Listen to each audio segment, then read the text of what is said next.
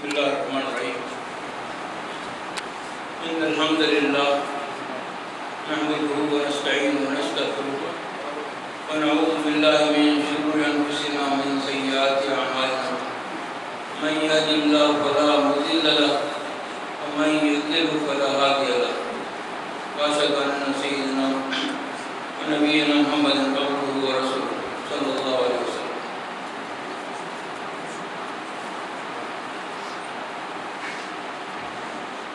محترم حضرات،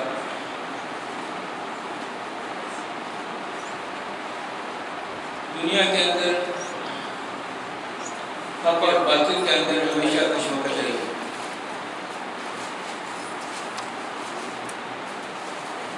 حق اور باطل کے درمیان ہمیشہ جنگیں رہی ہیں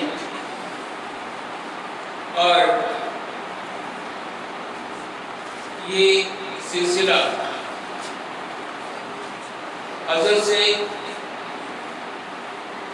ہے اور ابد تک رہے گا. حضرت آدم علیہ السلام کے دو بیٹوں کے درمیان سے سلسلہ شروع ہوا، حابیل اور قابیل کے درمیان، اور قابیل نے حابیل کا قتل کر دیا. قرآن مجید میں اس کی تفصیل آئی ہے. وَاتْلُ عَلَيْهِمْ نَبَأَ ابْنَيْ آدَمَ بِالْحَقِّ إِذْ قَرَّبَا قُرْبَانًا فَتُقُبِّلَ مِنْ أَحَدِهِمَا وَلَمْ يَتَقَبَّلْ مِنَ الْآخَرِ قَالَ لَأَقْتُلَنَّكَ قَالَ إِنَّمَا يَتَقَبَّلُ اللَّهُ مِنَ الْمُتَّقِينَ. اور ذرا تمہیں آدم کے دو بیٹوں کا قصہ بے کم و کاس سنا. جب ان دونوں نے قربانی کی تو ان میں سے ایک کی قربانی قبول کی گئی اور دوسرے کی قبول نہیں کی گئی. تو ایک بھائی نے کہا جس کی قربانی قبول نہیں کی گئی تھی، میں تم کو مار ڈالوں گا. اس نے جواب دیا، اللہ تعالیٰ متقی لوگوں کی نظریں پوری کرتا ہے. تو اگر تو مجھے قتل کرنے کے لیے ہاتھ اٹھائے گا، ہاتھ بڑھائے گا، تو میں تیرے قتل کے لیے ہاتھ کبھی نہیں بڑھاؤں گا. میں اللہ رب العالمین سے ڈرتا ہوں. تو یہ واقعہ قرآن مجید میں سورہ مائدہ میں بیان ہوا ہے کہ دو بھائیوں کے درمیان کشمکش ہوئی اور دونوں کے درمیان حق اور باطل کے سلسلے میں جھگڑا ہوا. ایک باطل حق پر تھا اور دوسرا باطل پر تھا. تو اللہ تعالیٰ نے اسی وقت سے لکھ دیا، من اجل ذلک كتبنا علی بنی اسرائیل انہ من قتل نفسا بغیر نفس او فساد فی الارض فکأنما قتل الناس جميعا ومن احیاها فکأنما احیا الناس جميعا.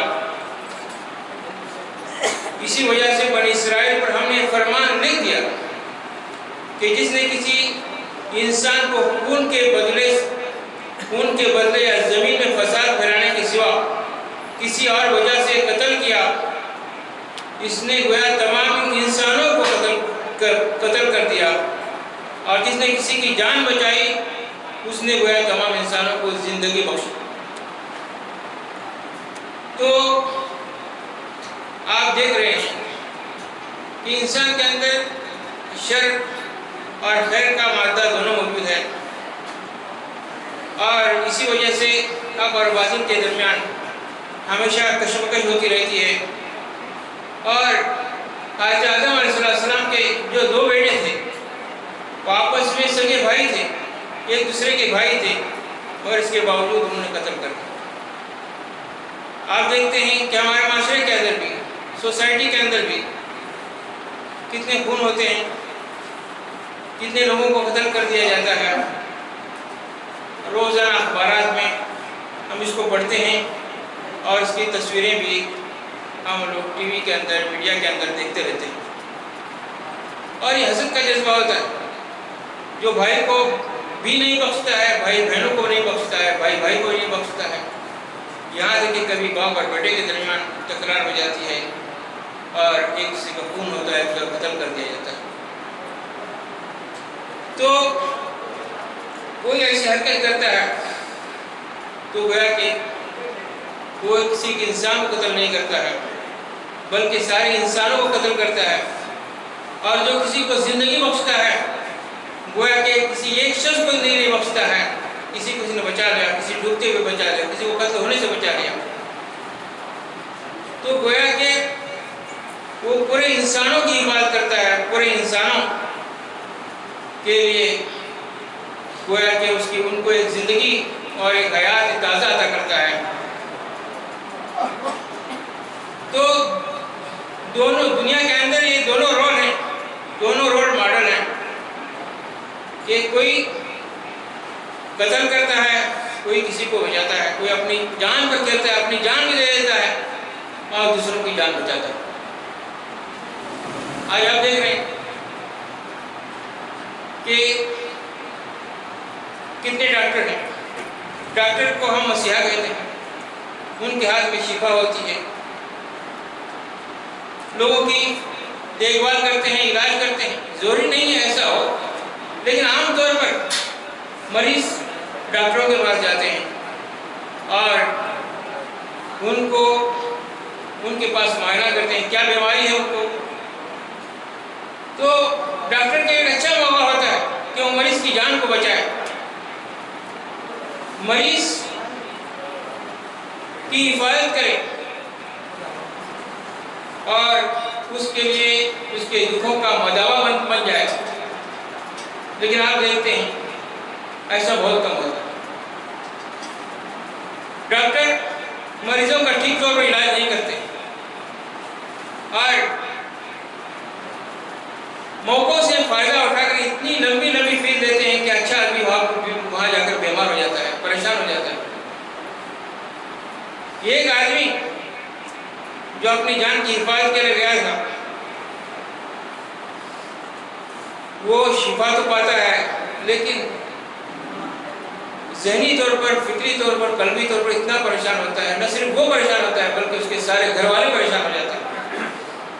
کبھی ان کو اپنا مکان بیچنا پڑتا ہے، کبھی اپنا سونا بیچنا پڑتا ہے، کبھی در در کی ٹھوکریں کھا کر لوگوں کے سامنے ہاتھ پھیلانا پڑتا ہے، کتنا ذلیل ہونا پڑتا ہے۔ ایک وکیل دوسرے وکیل کو دوسرے وکالت کرتا ہے اور جو اس کے بعد آتا ہے اور اس کی وہ جان بھی لے سکتا ہے، اس کو کٹہرے بھی کرا سکتا ہے۔ کتنے بے گناہ لوگ ہوتے ہیں جو جیلوں کے اندر ڈال دیے جاتے ہیں۔ ایک آدمی آزاد گھوم رہا تھا لیکن وکیل اس کے خلاف ایسا مقدمہ چلایا کہ وہ بیچارہ جیلوں میں سڑ رہا ہے اور ایک قاتل آزاد گھوم رہا ہے۔ تو وکیل مسیحا بن سکتا ہے لیکن آپ دیکھتے ہیں کہ سوسائٹی کے اندر کہ کوئی ماڈل ہم کو دکھائی دیتا ہے، اتنی لمبی فیس وہ لیتے ہیں کہ جن کے پاس جتنی فیس دینے کی طاقت ہوتی ہے، جن کے پاس جتنی دولت ہوتی ہے، وہ اپنا مقدمہ جیت جاتا ہے، اور جس کے پاس بیچارہ کچھ نہیں ہوتا اس کو جیلوں کے کال کوٹری کے اندر اس کو جانا پڑتا ہے۔ ایک انجینئر ایک اچھا مکان بنا سکتا ہے اور اس کو معلوم ہے میٹیریل کتنا مکان کے لیے کیا کیا چیز ہونی چاہیے، لوہا کتنا استعمال کرنا چاہیے، ریت، سیمنٹ، مگر وہ اپنے فائدے کے لیے، اپنے ذاتی فائدے کے لیے، اب سرکاری طور پر بھی دیکھتے ہیں کہ روڈ بناتے ہیں یا دوسری چیزیں وہ بناتے ہیں سرکاری محکمے میں، کتنا گھپلا کرتے ہیں، کتنا رشوت کھاتے ہیں۔ اس کے نتیجے میں کبھی کبھی بڑی بڑی عمارتیں گر جاتی ہیں اور اس میں جو لوگ رہتے ہیں وہ اس میں مر جاتے ہیں۔ تو یہ سب لوگ جو کرتے ہیں وہ اپنے ذاتی فائدے کے لیے کرتے ہیں۔ قرآن ہمیں بتاتا ہے کہ جو اگر کسی کو زندگی بخشتا ہے، کسی کی زندگی کو محفوظ کر دیتا ہے، تو گویا کہ وہ ایک شخص کو نہیں بچایا ہے بلکہ اس نے سارے انسانوں کو اس نے زندگی بخشی۔ آج کیا ہمیں سوسائٹی کے اندر ایسے رول ماڈل ملتے ہیں؟ لوگ کتنے پریشان ہیں، ان کا دکھ درد کرنے والا، مداوا کرنے والا کون ہے؟ تو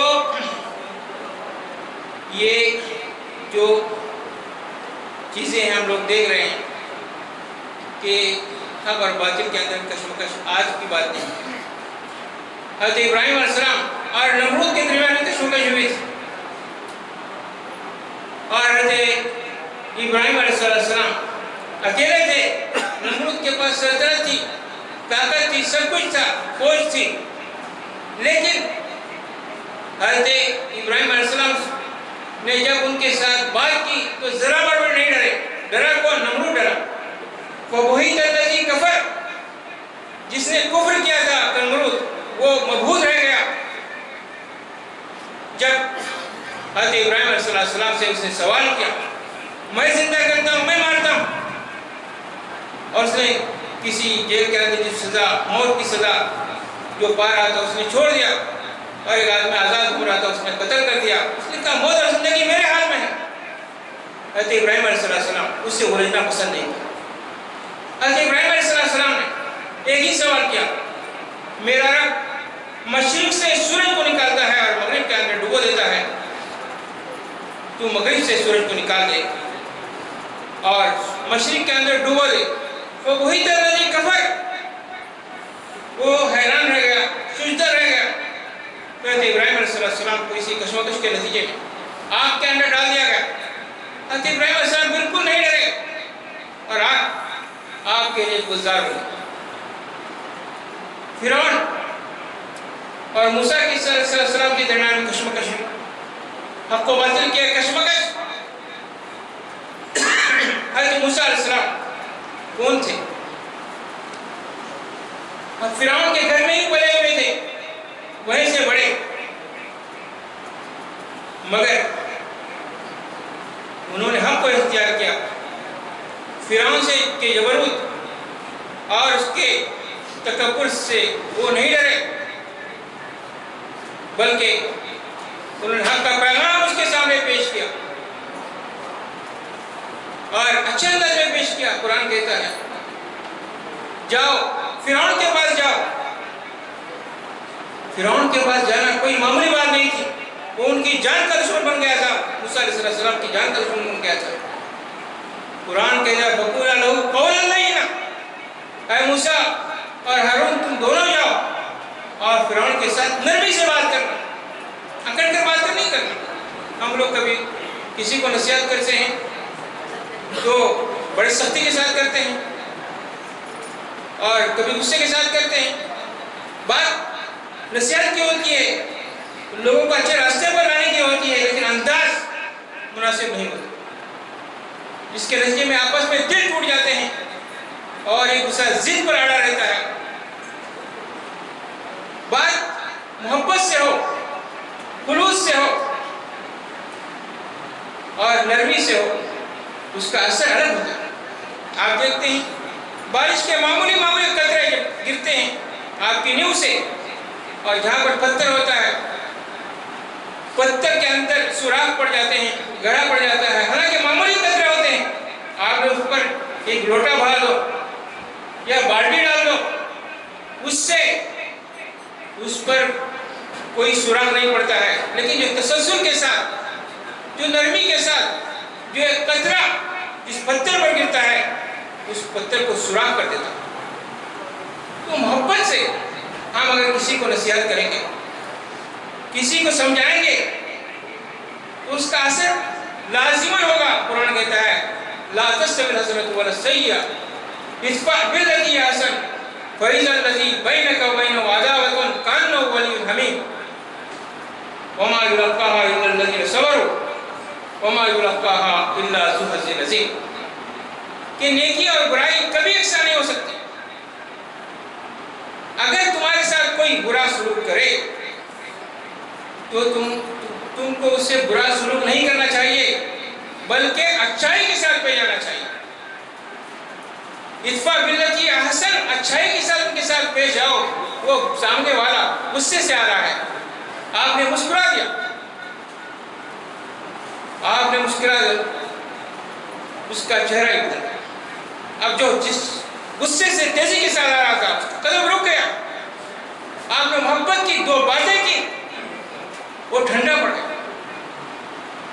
ادفع باللتی احسن، قرآن کہتا ہے فَإِذَا الَّذِي بَيْنَكَ وَبَيْنَهُ عَدَاوَةٌ كَأَنَّهُ وَلِيٌّ حَمِيمٌ، تمہارے اور اس کے درمیان جو دشمنی پڑ گئی تھی وہ تمہارا جگری دوست بن جاتا ہے. تمہاری اچھائی کے نتیجے میں، تمہاری بھلائی کے نتیجے میں، تمہاری اس خوش قلبی کے نتیجے میں وہ تمہارا بھائی بن جاتا ہے، جگری دوست بن جاتا ہے. وَمَا يُلَقَّاهَا، مگر یہ کن کو حاصل ہوتا ہے؟ عام لوگوں کو یہ بات حاصل نہیں ہوتی. وَمَا يُلَقَّاهَا إِلَّا الَّذِينَ صَبَرُوا، یہ مقام ان کو حاصل ہوتا ہے جو صبر کرتے ہیں. وَمَا يُلَقَّاهَا إِلَّا ذُو حَظٍّ عَظِيمٍ، اور یہ مقام انہی کو حاصل ہوتا ہے جو بڑے قسمت والے. یہ ہر چیز کے بس کی بات نہیں ہے. تو محترم حضرات، آج کا ہم جس دن سے گزر رہے ہیں، کل یوم عاشورہ ہے. آپ جانتے ہیں حضرت امام حسین رضی اللہ عنہ کی اس دن شہادت ہوئی تھی. وہ نواسۂ رسول تھے، اور کربلا کے میدان میں یہ واقعہ پیش آیا تھا. حضرت امام حسین رضی اللہ عنہ نے یزید کی بیعت نہیں کی تھی. یزید کی بیعت اس لیے نہیں کی تھی کہ حضرت معاویہ رضی اللہ عنہ کے بیٹے تھے، اور کوئی باپ اپنے بیٹے کو خلیفہ نہیں بنا سکتا ہے تو یہاں سے ملوکیت کی ابتدا ہوتی ہے، ملوکیت شروع ہو جاتی ہے. حضرت امام حسین رضی اللہ عنہ گرچہ اپنے خاندان والوں کے چند افراد کے ساتھ وہ چلے گئے یزید کے خلاف آواز اٹھانے کے لیے، مہاسارائی کرنے کے لیے، اور ان کو معلوم تھا کہ انجام کیا ہونے والا ہے، لیکن حق کا بول بالا کرنے کے لیے وہ اٹھ کھڑے ہوئے. آج ہم دیکھتے ہیں امام حسین رضی اللہ عنہ جو شہادت دی کربلا کے میدان میں، اور اپنی جان کو اپنے خاندان والوں کو ان کا قتل کیا، حق کے لیے کیا تھا. انہوں نے اس بات کی کوئی پرواہ نہیں کی، اور اپنی جان اس لیے پیش کی کہ آئندہ سے ملوکیت کا خاتمہ ہو جائے. اگر امام حسین رضی اللہ عنہ حق کے لیے جان نہیں دیتے تھے تو پھر حق کے یہ آواز کھڑا کرنے والے لوگ موجود نہیں ہوتے تھے. امام حسین رضی اللہ عنہ نے راستہ دکھایا، اور جو ملوکیت قائم ہوئی، بادشاہت قائم ہوئی، اس کا نتیجہ آج بھی ہم دیکھ رہے ہیں کہ آج بھی بادشاہت قائم ہیں. بادشاہت میں کوئی پوچھنے والا نہیں ہوتا ہے، وہ سارے ملک کا مال اپنا مال، ذاتی مال سمجھتا ہے. جبکہ جو خلیفہ ہوتا ہے وہ اپنے آپ کو اللہ کے سامنے جواب دہ ہوتا ہے. حضرت عمر رضی اللہ عنہ نے ایک مرتبہ کہا تھا، دریائے فرات کے قریب، دریائے فرات کے پاس اگر کوئی بکری مردہ مجھے ملے تو اس کا ذمہ دار میں ہوں. اللہ مجھ سے پوچھے گا کہ بکری دریائے فرات کے پاس بھوکی کیسے مر گئی، عمر نے اس کو کھانا کیوں نہیں کھایا. آپ جانتے ہیں کیا کہ عمر رضی اللہ عنہ راتوں کو گشت کرتے تھے، اور جو لوگ بھوکے رہتے تھے ان کو راتوں کے اندر ان کی معلوم کر رہے تھے ان کے حالات کیسے ہیں. کتنے ایسے واقعات، حضرت ابوبکر رضی اللہ عنہ، حضرت عثمان رضی اللہ عنہ، حضرت علی رضی اللہ عنہ 30 سال تک خلافت کا سلسلہ جاری رہا. یہ خلیفۃ المسلمین ہیں، خلفائے راشدین ہیں. اس کے بعد جو دور شروع ہوا وہ ملوکیت کا دور شروع ہوا. تو بہرحال ہم کو بھی حق کے لیے آواز اٹھانی چاہیے، حق کے لیے کبھی دبنا نہیں چاہیے. حق کے لیے اگر کبھی ضرورت پڑے اپنی جان کا نذرانہ پیش کرنے کی، اس میں بھی ہم کو پیچھے نہیں ہٹنا چاہیے. اللہ سے دعا ہے کہ اللہ تعالیٰ ہمیں ان باتوں پر عمل کرنے کی توفیق دے.